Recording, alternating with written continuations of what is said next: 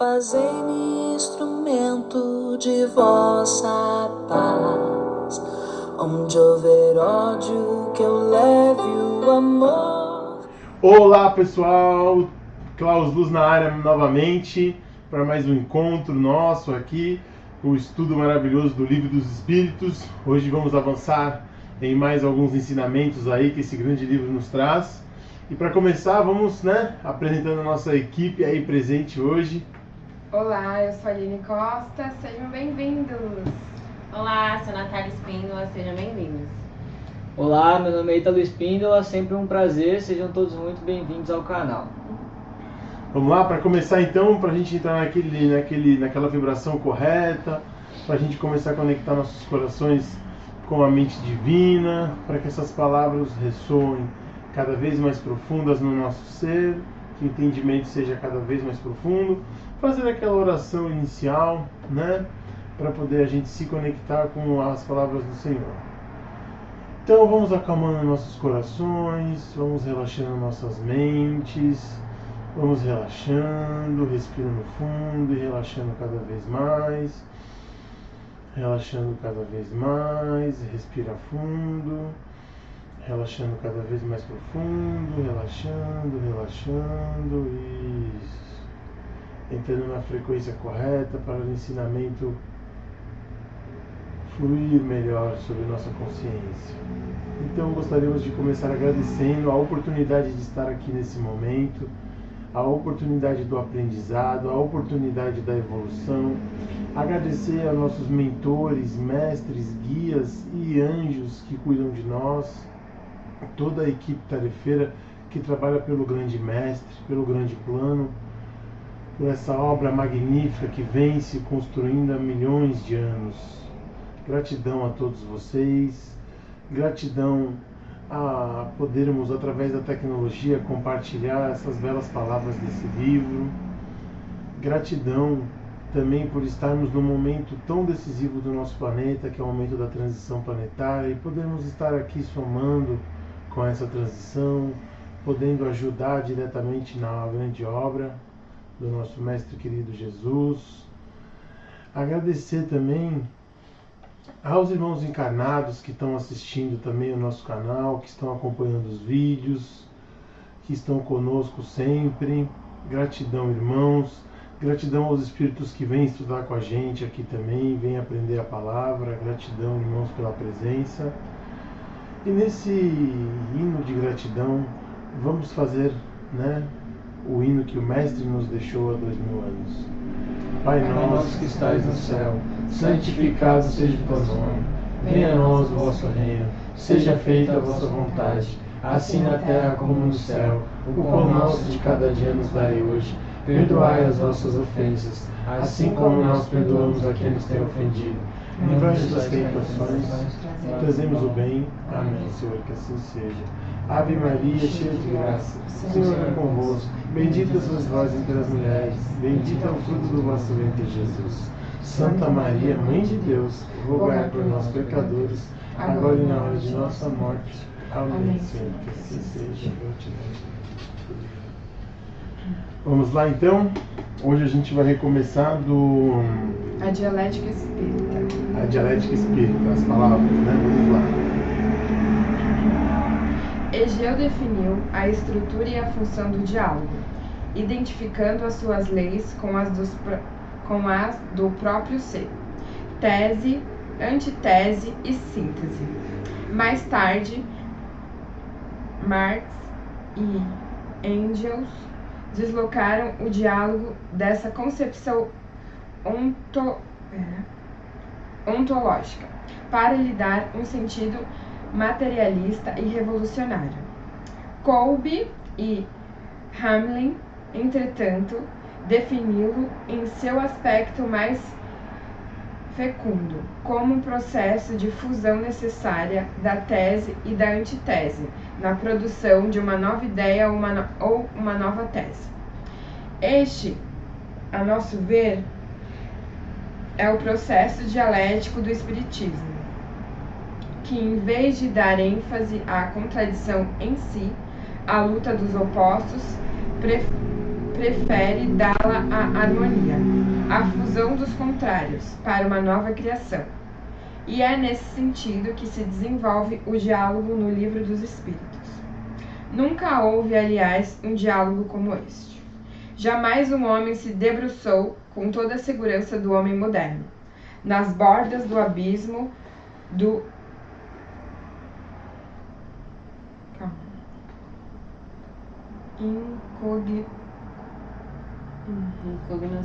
incognoscível, para interrogá-lo, ouvir as suas vozes misteriosas, contradizê-lo. Também o abismo se mostrou tão dócil e até mesmo desejoso de se revelar ao homem em todos os seus aspectos.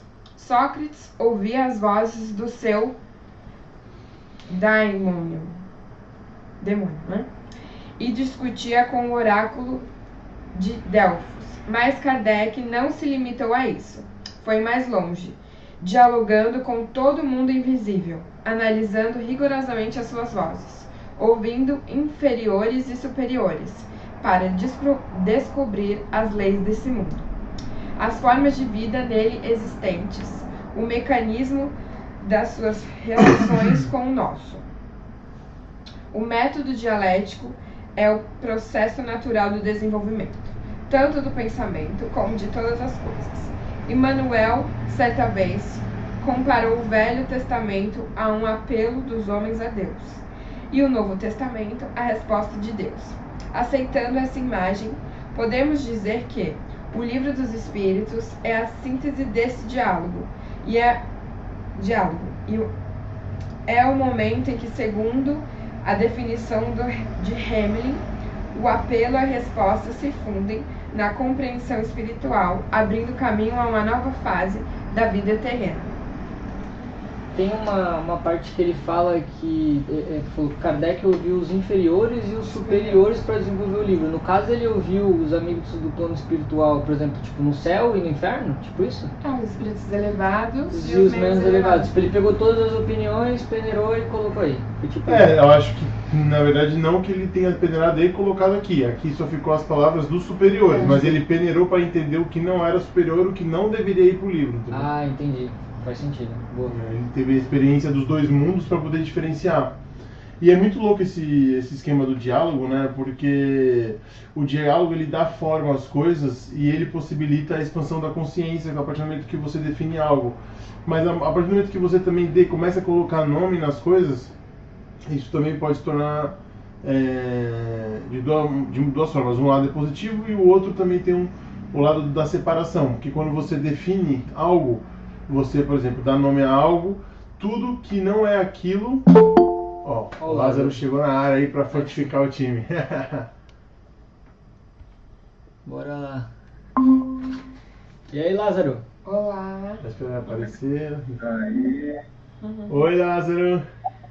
Opa. Oi, boa noite. Chegou ao vivo na gravação.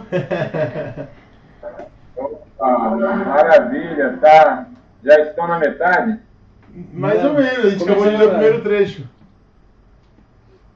Ah, maravilha, então estou chegando aí. Obrigado por me atender. Imagina. E podem continuar que eu vou participando na hora que tiver oportunidade. Tá, vamos tirar só essa dúvida com ele também, que eu fiz pra você agora. Sim. Como é o nome dessa parte do livro? A Dialética Espírita. Ô Lázaro, nós estamos na parte da Dialética Espírita. Tem uma parte do trecho que fala que o Allan Kardec ele ouviu os superiores e os inferiores para desenvolver o livro. Nesse caso, ele estava ouvindo os espíritos elevados e os não evoluídos, é isso? Como se estivesse no umbral? Essa parte eu não entendi muito bem. O Allan Kardec, ele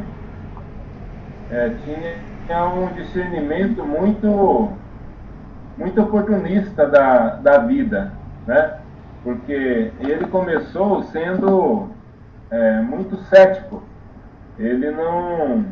Para ele se certificar que tudo que acontecia era verídico, ele foi verificar todos os processos, se realmente aquilo que estava acontecendo não tinha nenhuma fraude, né?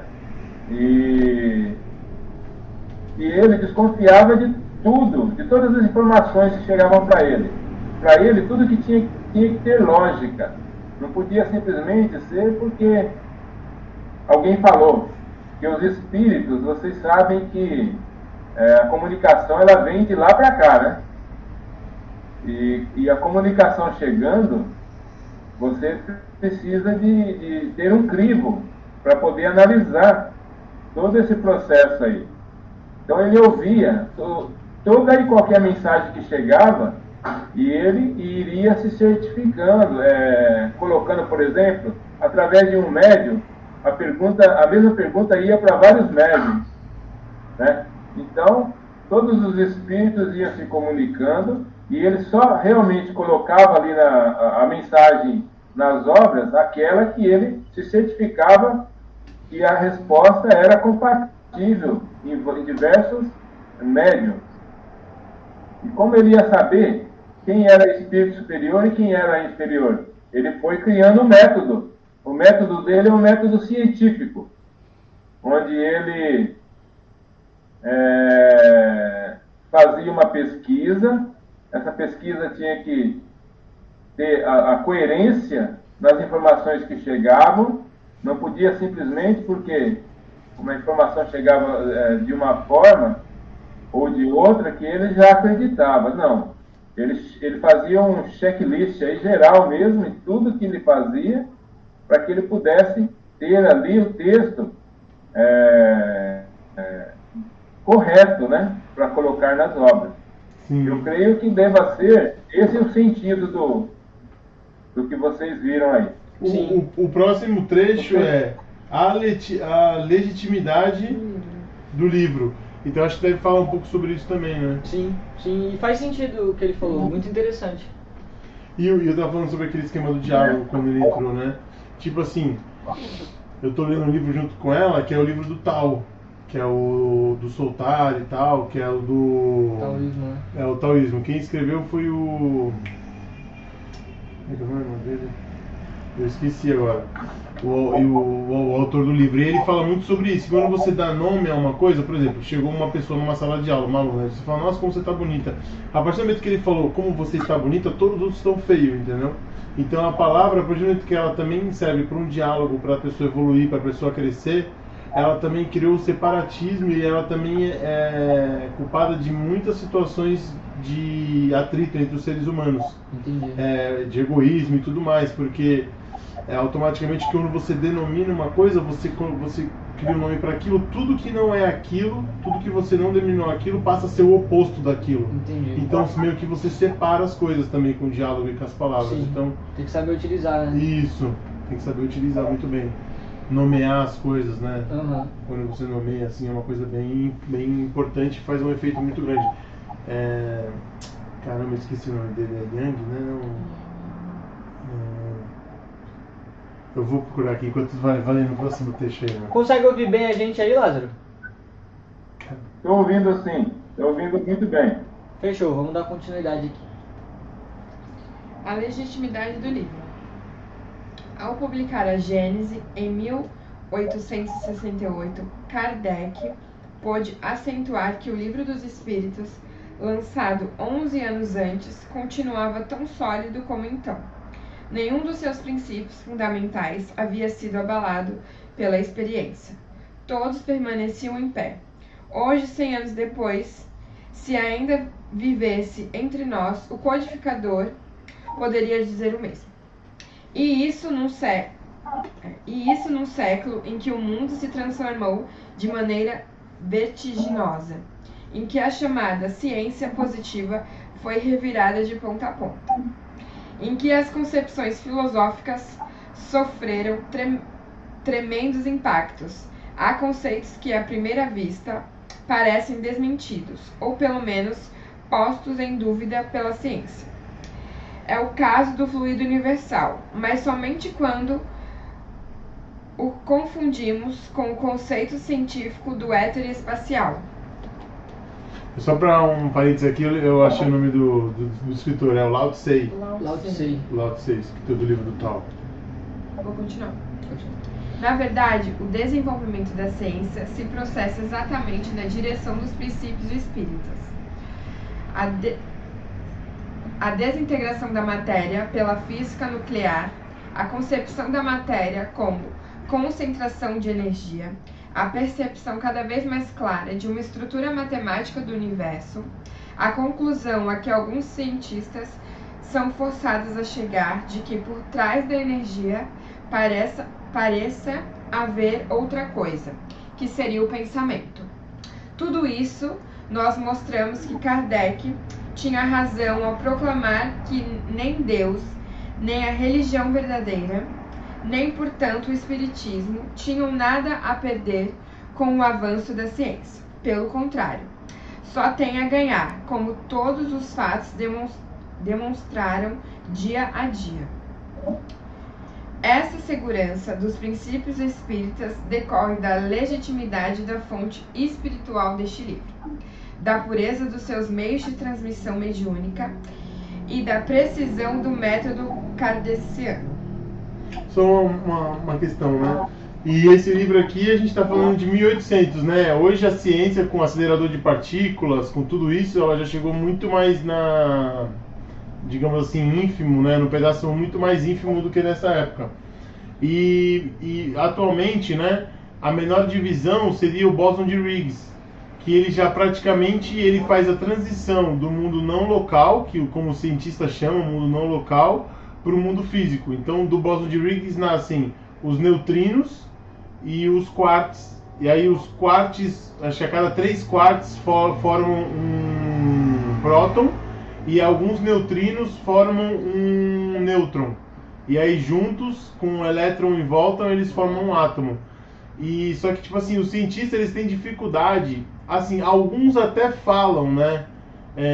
Mas aí automaticamente eles já são muito agredidos pela comunidade científica quando eles falam da onde surge a primeira matéria, que é do vácuo quântico. Eles chamam de vácuo quântico, que é do nada, ou seja, do nada se faz a matéria.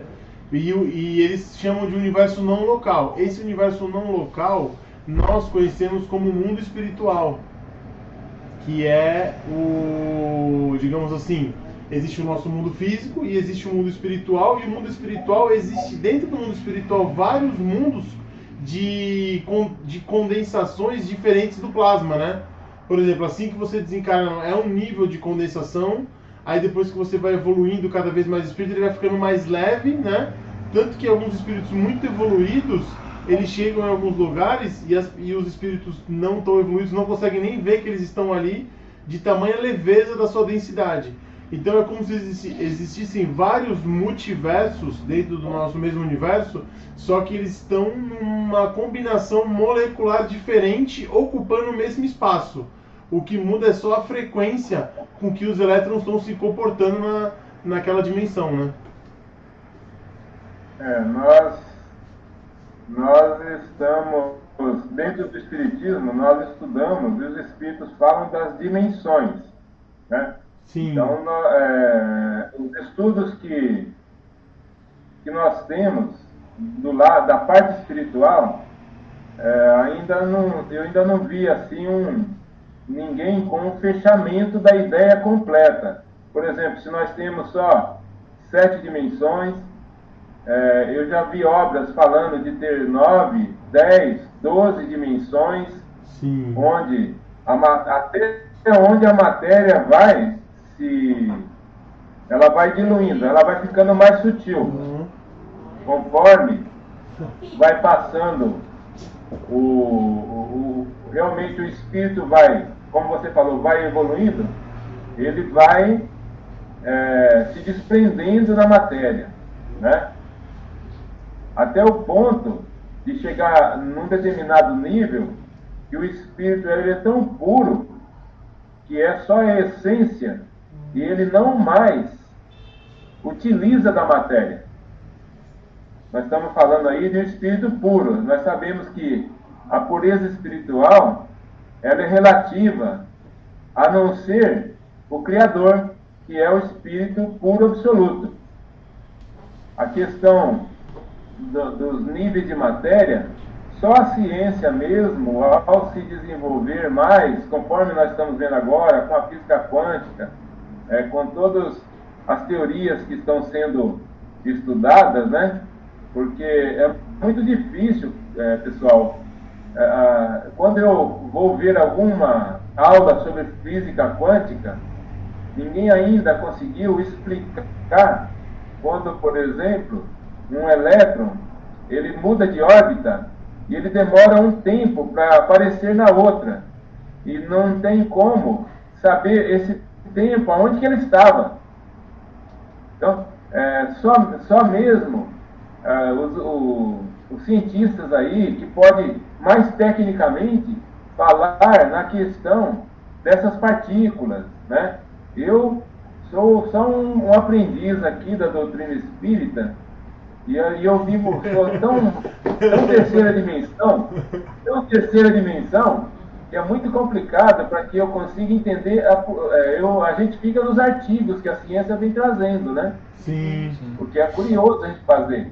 Agora, quando a gente vê, por exemplo, na doutrina espírita, relatos de irmãos de outros planetas, falando da materialização de uma nave, por exemplo, aqui na nossa dimensão, e a desmaterialização dela. Quando a gente vai, por exemplo, também nos processos de cura, né? Onde os espíritos, os médios, por exemplo, que recebem espíritos que trabalham com curas, e eles desmaterializam um tumor que tem num corpo físico nosso, a partir da energia que eles conseguem manipular. E nós ficamos assim, apenas trabalhando na fé. Então, só mesmo o desenvolver da ciência é que vai fazer com que a gente tenha mais a certificação de tudo isso, né? Então, para a gente, por exemplo, é muito bom quando o Kardec vem falando da legitimidade do livro, porque tudo que ele pesquisou vai sempre ratificando as informações que os espíritos superiores vão trazendo, e ele, por exemplo, foi colocando nas obras. Então eu acho que é bastante assim desafiador para nós, ainda aqui na terceira dimensão, principalmente para mim, que não sou um cientista que vivencia essa realidade, esse estudo aí. Quando o Klaus, por exemplo, falou sobre todas essas questões das partículas e tal, eu fico boiando em muito disso, né? Porque eu não estudo essa parte.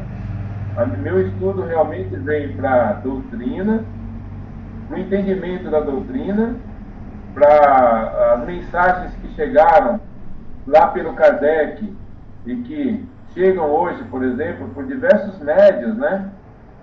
E nós temos alguns cientistas aqui, eu acompanho alguns que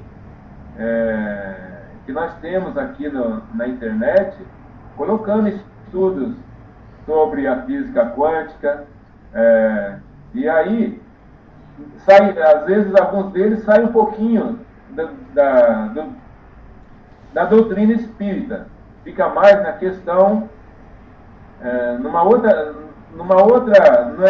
não que eles fogem dos ensinamentos que a doutrina espírita traz, não, mas fica um pouco mais místico os estudos que eles apresentam. Sim. De qualquer jeito, é muito curioso, né? Não sei se vocês também acompanham alguns estudos aí de alguns cientistas que trabalham nessa área. Sim, aí foi legal, 2 pontos que eu achei muito interessante que você falou, foi sobre a não localidade do átomo, né? Que ele vibra 11 vezes e some, 11 vezes e some, 11 vezes e some, né? E aí esse mesmo átomo, ele foi, ao mesmo tempo, ele foi retratado em mais de 1000 lugares ao mesmo tempo. Eles fizeram um experimento e, primeiro, esse átomo em 2 lugares, conseguiram ver ele em 2 lugares ao mesmo tempo, com 350 km de distância. Aí depois fizeram outro estudo e ele chegou a aparecer em mais de 1000 lugares ao mesmo tempo. A gente estava até vendo o filme, né? Aí o cara fala, mas eram átomos diferentes. Ele fala, não, era o mesmo átomo. Era o mesmo átomo que ele apareceu ao mesmo tempo. Então tem umas teorias, né? o legal também da ciência é que a cada 6 meses tudo que era certeza já é tudo esquecido e já tem toda uma certeza nova, né? Com as tecnologias, com o avanço, com a evolução, né? Sempre vão chegando novas verdades, digamos assim. E esse estudo, existem alguns cientistas que acreditam que no universo inteiro só exista um átomo, que ele vibra e troca de lugares tão rápido que ele ocupa todo o espaço da matéria física, digamos assim, ou esse mesmo átomo. Existem algumas teorias também nesse sentido, né? O que faz sentido, né? Se o vácuo quântico está regindo toda a matéria, faz sentido o mesmo átomo também estar circulando por toda a matéria ao mesmo tempo, né? Sim, faz sim. Sentido. Porque, tipo assim, o que esses espíritos de Skoll, que eles conseguem desmaterializar um tumor, eles têm exatamente... não exatamente, porque o mestre é o mestre, mas digamos assim, eles fazem o mesmo efeito que mais ou menos Jesus fez quando ele transformou água em vinho. Ele pegou algumas moléculas e trocou substâncias, porque são tudo átomos, nêutrons elétricos. Ele só mudou a cadeia, né? Como se ele tivesse mudado o DNA daquele elétron para ele transformar de água em vinho, digamos assim. Ele só recombinou a parte química daquele átomo, mas eram os mesmos átomos, nêutrons, elétrons que estavam ali. Ele só recombinou. E é a mesma coisa que esses espíritos, acredito que eles façam. Eles façam uma recombinação. O que era uma combinação de átomos, nêutrons, elétrons que formavam um tumor, ele faz a mesma combinação se tornar carne saudável, digamos assim. Aquela mesma combinação. E as naves espaciais, né? Eu já vi estudos científicos que misturam física quântica com o espiritismo.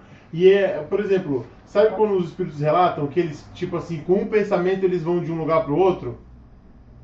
Tipo, quando eles estão em estado de espírito, é o mesmo efeito que os planetas evoluídos usam para as naves, que é o efeito da desmaterialização naquele local. Por exemplo, você está ali, aquela combinação de nêutrons, prótons, elétrons que formam uma nave, ela deixa de ser nave e passa a ser oxigênio. É a mesma combinação.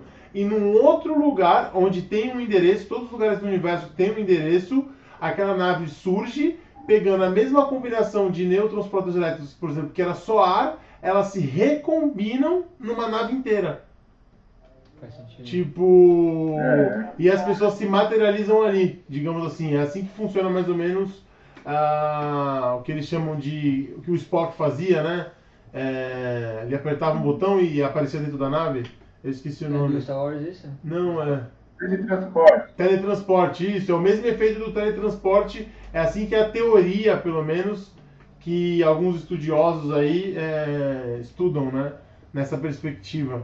Mas se a gente pensar, eu já vi alguns relatos de espíritos de outros orbes, né? Falando, por exemplo, nós temos a nossa tabela periódica aqui. Então, tem um número de elementos na tabela periódica.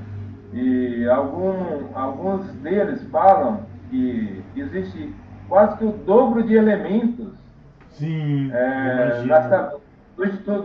no contexto deles, lá no orbe deles, né?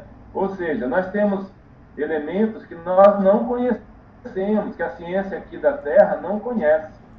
Então é um assunto que não vai fechar a conta agora, né? Não vai aguardar. Vai embora, tem que ficar até amanhã falando. Vamos voltar aqui pro livro, né? Voltando. Vamos lá. A fonte, como se vê pela revelação espontânea e inesperada do Espírito da Verdade a Kardec, segundo as anotações autobiográficas de obras póstumas e pela confirmação posterior de tantos outros espíritos, ou como se pode constatar, lógica e historicamente pelo processo de restabelecimento do cristianismo, que o espiritismo realiza é a mesma de que precedeu aquele.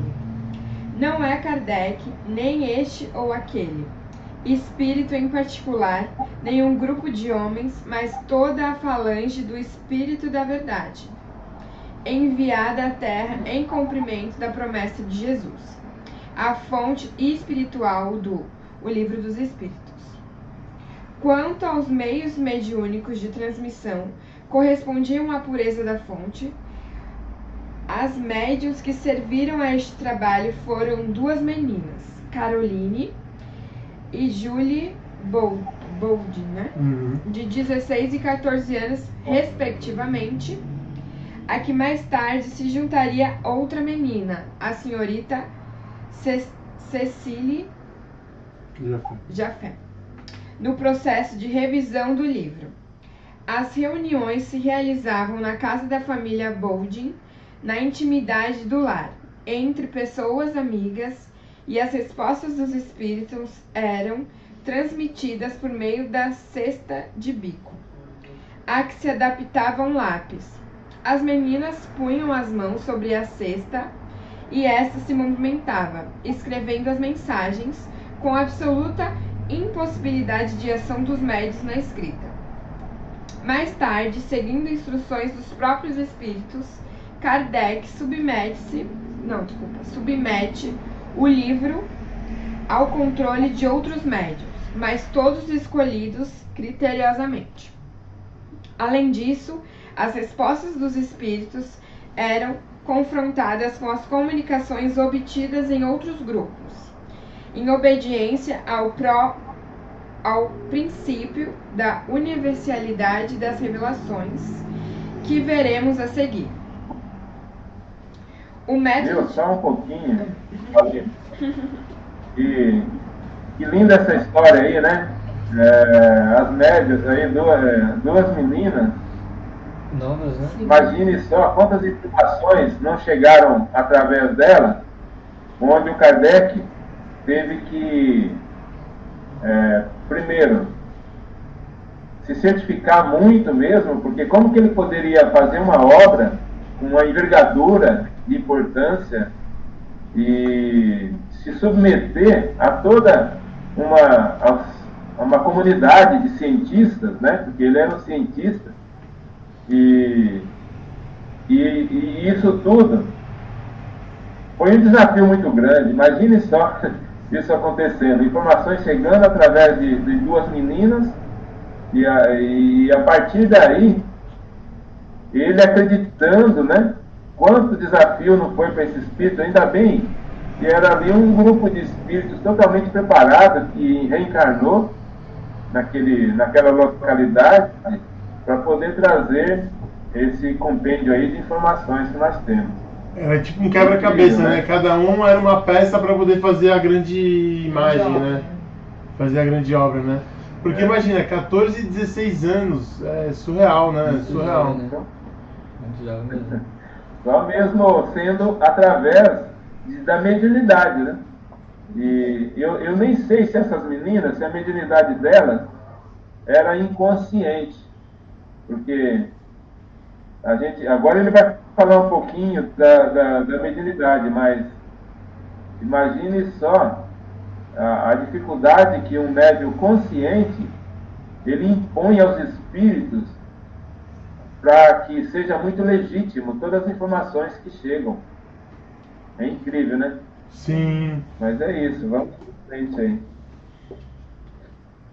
O método de Kardec transformou-se num método da própria doutrina e tem na sua própria simplicidade a garantia da sua eficácia. Podemos resumi-lo assim: 1. Escolha de colaboradores mediúnicos insuspeitos, tanto do ponto de vista moral quanto da pureza das faculdades e da assistência espiritual.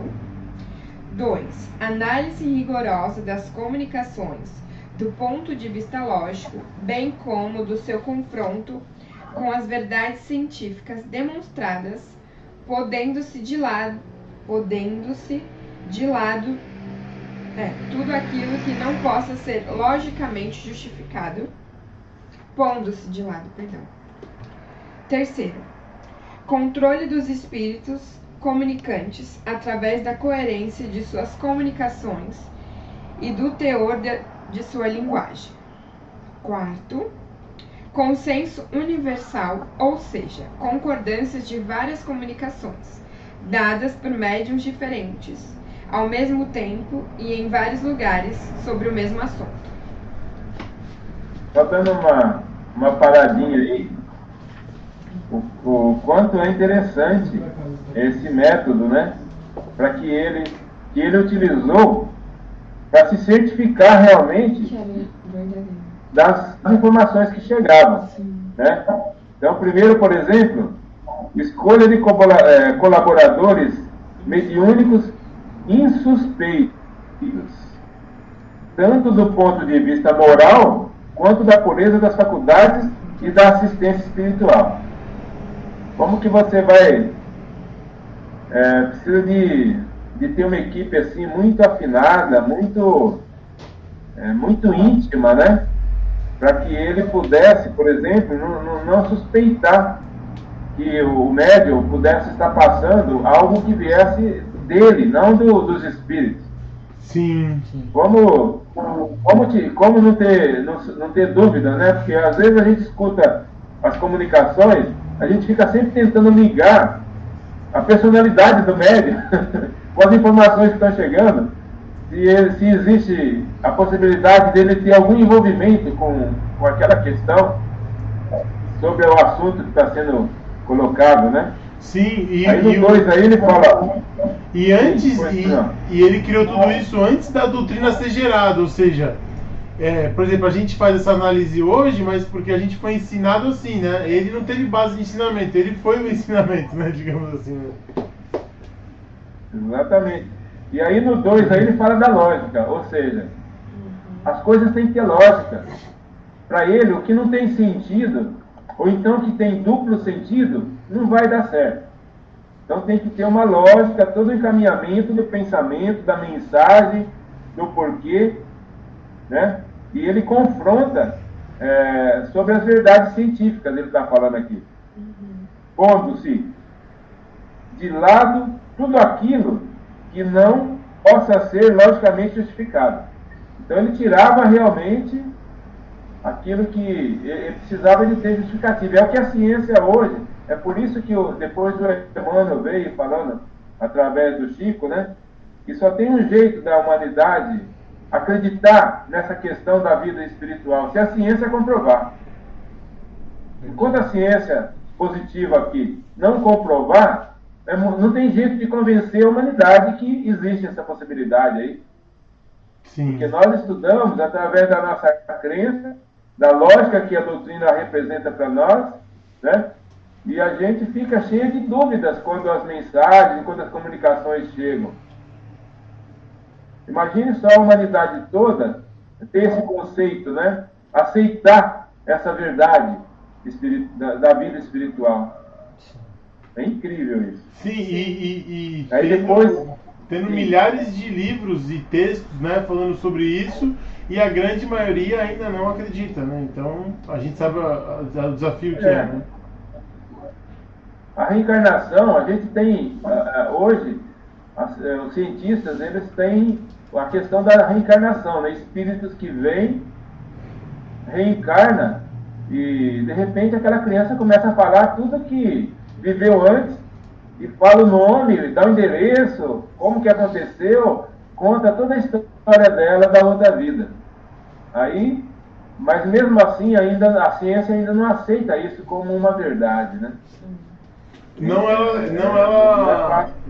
Alguns cientistas sim, mas a ciência em si como um todo, a comunidade científica, como eles falam, né? E os cientistas que eles atravessam essa barreira, eles são cancelados da comunidade científica também, que é o caso do Bosani, né? Um indiano, Amit Bosani, que ele, quando ele veio no Brasil, pra você ter noção, ele teve que dar palestra num centro espírita, de tamanho a profundidade que ele está na física quântica. O Amit Bosani, ele já foi muito além das barreiras, entendeu? Só que a própria comunidade científica, ela meio que cancela esse tipo de físico pelo fato dele estar muito avançado na linguagem abstrata, né? Essa linguagem abstrata que você citou como misticismo no começo do vídeo, né? Que é tipo, vai muito além do que nossos olhos já viram. Então, pra gente imaginar, é muito desafiador, né? Exatamente. Mas aí, o método de Kardec foi primoroso porque ele consultou a variedade de médios, né? A mesma pergunta para diversos médios, e vinha a mesma resposta. E aí ele falou, agora como é que faz para... Tem como pegar, né? Você manda para um médico que está lá no Japão uma pergunta, e para um médico que está nos Estados Unidos, e a resposta vem igual, os dois não se conhecem, como é que pode isso, né? Então tem que ter lógica as coisas. Sim. Mas é um método realmente muito bom. Foi um método científico, né? É o método da ciência, né? De testar várias vezes, até que aquilo se repita várias vezes, para ter certeza que é assim que funciona, né? Olha o que está acontecendo aí na parte da ciência agora, aqui na questão da saúde, aí, né? Com as vacinas. E aí chega uma hora que é obrigado a mudar um pouquinho a forma da ciência também, encarar a realidade, né?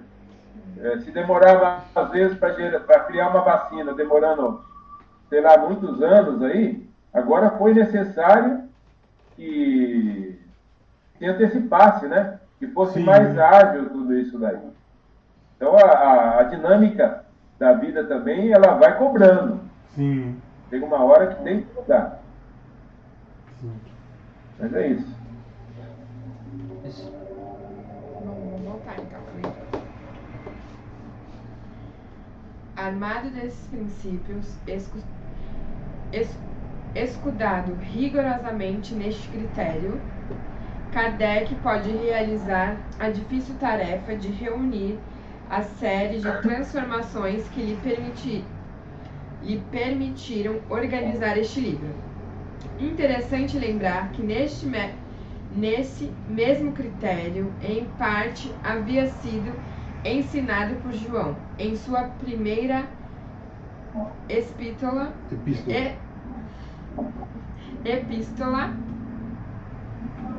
4, bem como pelo apóstolo Paulo em sua primeira epístola aos Coríntios.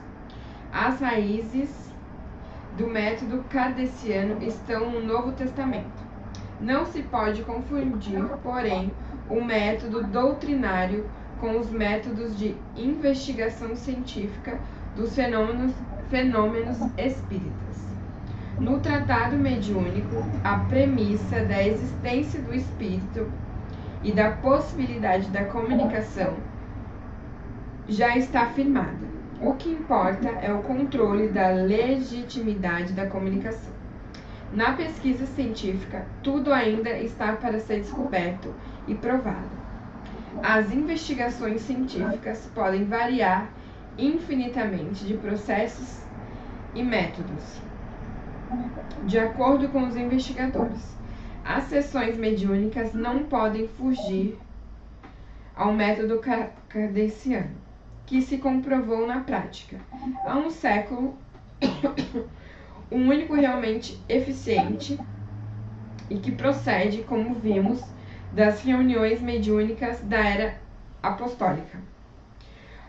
Problemas secundários, como o da assinatura de certas comunicações por nomes celebres, são explicados por Kardec na introdução ao estudo da doutrina espírita, capítulos 11 e 12, para os quais remetemos o leitor interessado. Algumas pessoas perguntam por que motivo Kardec não ocultou os nomes que subscreveram os prolegômenos, publicando apenas a mensagem, como fez com a maioria das respostas deste livro. Essas assinaturas, segundo dizem, afastam da obra muitos leitores, que a consideram uma mistificação grosseira. A explicação está na sinceridade de Kardec e na sua fidelidade aos espíritos, que lhe revelaram a doutrina. Ocultar-lhes os nomes seria deixar uma possibilidade de lhe atribuírem a obra. E ele sempre fez questão de precisar que não passava de um colaborador dos autores espirituais. Além disso, suas explicações a respeito são absolutamente claras para todos os que estão aptos a compreender o fenômeno espírita em sua plenitude. Então, olha só, o Allan Kardec poderia, por exemplo, ter pegado todas essas informações que chegaram para ele e ter assumido isso e criado aí o kardecismo, né, vamos dizer assim. Hoje a gente até utiliza esse nome, mas a gente sabe que a doutrina é dos espíritos. Por que nós sabemos disso? Porque o Kardec deixou muito claro para nós. Tudo o que está chegando aqui é um projeto dos espíritos. Ele aqui ainda falou assim, eu sou um simples colaborador. Da grande obra, né? Ele organizou. Ele era um espírito que veio realmente preparado, e ele teve que se preparar durante 50 anos, que ele só se despertou para esse caminho aí, desse entendimento, depois que ele já tinha 50 anos de idade. Uau! Então, e a partir daí, até 50 anos, ele reencarnou e ficou se preparando aqui, estudando muito. Ele era um cientista realmente. Sim. Os espíritos precisavam de ter um estudioso, precisava de ter um Kardec, né? Sim. E é difícil de ter aquele cara que se dedicou a vida toda ali. Ele é discípulo de Pestalozzi, né? Que também desenvolveu métodos aí de estudo que até hoje é utilizado, né? Para a educação. E a partir daí ele se despertou e vivenciou depois, olha só, com 50 anos, e ele desencarnou com 69 anos, né? Ou seja, nesse período de 50, ele teve aí 19 anos trabalhando. Olha o que ele fez aí. Que revolução, né? Mas, ó, se a gente for pensar assim, vamos lá atrás, ver um outro fenômeno que aconteceu. Jesus. E só depois de 30 anos é que a gente vê o trabalho que ele fez aqui em 3 anos. E com 33 ele foi crucificado, né? Ou seja, até os 30 anos, a gente não tem a história de Jesus clara aí. Agora, dos 30 aos 33, a gente tem tudo que ele deixou. Sim. Só pegar a Bíblia, os evangelistas, todas as informações que ele deixou está aí. É um fenômeno isso, né? Mas a verdade é assim, quando ela é dita, ela basta que seja num olhar, numa palavra, num aperto de mão, ou num abraço, que seja. Se é verdade mesmo, e ela é sincera, mata o resto todo. Sim, e isso O que esses espíritos fizeram. É muito poderoso quando você vê que é a verdade, porque a verdade ela é sentida, né? Ela não é só aprendida cognitivamente, ela é sentida no coração. É como se o nosso pedacinho de Deus, nossa centelha divina, confirmasse aquela informação, né? Quando você sente ela bater assim no seu... Nossa, é impressionante, é muito impressionante. Eu acho isso impressionante. Tipo, às vezes você se conecta muito forte com uma informação que você nunca tinha ouvido antes, né? Sim. Aí você consegue entender aquilo como se você tivesse ouvido várias vezes. Acho que é tipo isso que você está querendo dizer. Isso, talvez a gente já tenha estudado tudo isso antes de vir, né? E aí quando a gente está aqui, a gente desbloqueia a memória, digamos assim. Quando a gente lê alguma coisa ou assiste um vídeo, a gente desbloqueia aquela certa memória daquilo. E aí você fala, caramba, nossa, que informação extraordinária. A gente acha que está aprendendo, mas às vezes a gente está só relembrando, né? Pode ser uma possibilidade também isso, né? É o que o Kardec fala também da lógica, né? Se a coisa é lógico, não tem jeito de você combater. Sim. Tem uma lógica muito grande, né? Você Sim. enxerga, você só enxerga porque a luz aqui está ajudando você. Apaga a luz aí, por exemplo, ninguém vai mais, se tirar toda a luz do ambiente que vocês estão aí, vocês não vão conseguir ver mais vocês. Sim. Então, aí o pessoal fala assim, caramba, mas a gente não vê os espíritos, né? Alguns veem, porque tem a mediunidade aí para isso. Mas aqui é muito lógico a gente também, a gente só enxerga uns aos outros aí, a matéria que está na nossa frente, porque a luz está ajudando, senão a gente não enxergava. Aí a gente teria que ter a visão espiritual, porque o espírito ele não usa essa lente que nós temos aqui nos olhos. Ele usa os sentidos, outros mais que se apresentam para ele. Sim. Né? Ele é capaz de enxergar sem estar, sem que aquele elemento esteja na sua frente. Sim. E descrever plenamente como que é Sim. aquele corpo. De acordo com o nível do espírito, ele consegue ver a memória da pessoa inteira, tudo que ela está pensando, sentir, tudo que ela já viveu nas últimas vidas, né? Quais são os resgates que ela tem para fazer, coisas que nem ela mesma consegue ver nela. Exatamente. Tem uma obra que nós estamos estudando, né, do André Luiz, que fala de um aparelho que os espíritos usam, é o psicoscópio, né? Psicoscópio, e ele consegue, por exemplo, enxergar além da superfície da matéria. Ele consegue, por exemplo, analisar um corpo, por exemplo, ali, e enxergar todo o fluxo de energia que circula por esse corpo, interno e externamente. Sim. É o máximo, né? Eles também usam esse aparelho, tem uma parte no livro, não sei se é o mesmo aparelho, que ele vira tipo uma televisão, né? Que ele começa a emanar as imagens tipo daquela última vida, daquele espírito que ele viveu, né? Tudo que ele passou, uma situação que ele viveu, tudo mais. E aí depois é tipo uma televisão esse também, não é? Ele também faz isso, não é? Nesse caso aí, os espíritos eles plasmam uma tela e nessa tela eles reproduzem, por exemplo, um determinado tempo que aquele espírito conviveu no pretérito, né, dele. Agora, o psicoscópio que a gente está falando, que é na obra Nos Domínios da Mediunidade, é como se fosse um óculos. Você coloca o óculos, ele amplia a visão. Mesmo os espíritos, no caso o André Luiz, que estava lá com a equipe espiritual, numa reunião mediúnica, ele foi apresentado para ele esse aparelho e olha que ele já tinha ali a capacidade dele de chegar muito, porque já era um espírito que tinha alcançado um determinado grau evolutivo, né? Mas, quando ele colocou aquele aparelho, ele viu coisas que ele nem imaginava que podia ser daquele jeito.